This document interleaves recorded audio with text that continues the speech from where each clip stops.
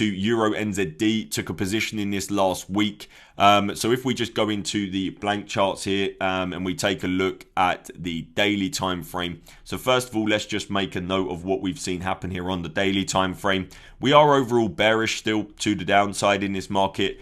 It was a bit of just an intraday trade. We saw indecision close on Thursday after price had spiked above these highs right here. So price had taken out these highs on Wednesday. We then saw an indecisive candle form on Thursday, showing me the potential of an evening star formation on Friday to form, and I was looking for the potential downside move. So if we then break it down back into my other charts, bearing in mind that the daily time frame price action was supportive in the potential bit of downside movement, if we just go into the 1 hour time frame here, you will see this is one of the moves that I look for, which is an impulse up and then an ascending correction.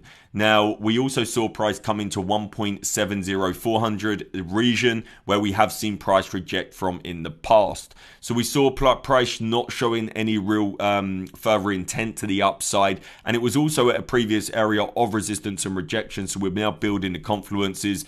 We had equal highs here that was spiked out by the entry candle that I took the trade off. I did use a limit order for price to come back and trigger me in here, 25 pip stop.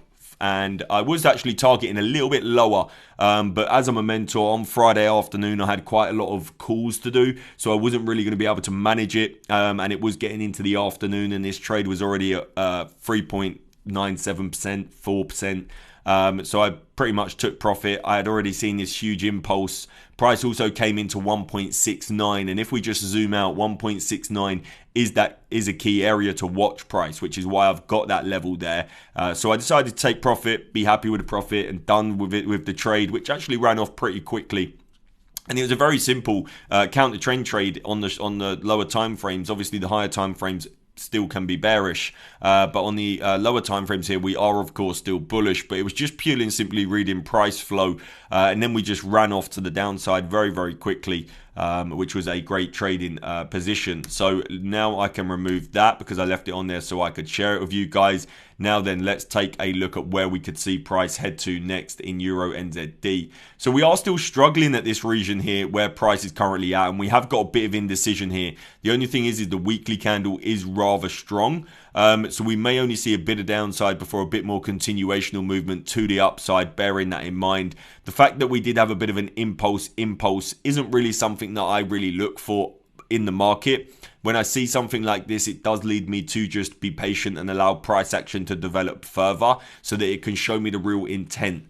So if we did start to move corrective here to the upside, then I would look for further downside because we have broken this area here. But overall, I would look for a possible higher low point to take prices actually higher to the upside in this market. Nice weekly candle close. We may just get a retracement, of course, to form a new higher low point. And that is where I'm at with euro NZD, but I did want to cover that trade that I took last week that was shared in the community as well. Just so you guys can see that I'm always looking at the same patterns over and over and over again, always following the same plan. Everyone in the community follows the same plan, and every trade makes sense as to why we take it when we see momentum, loss of momentum, intent, no intent, etc. like that.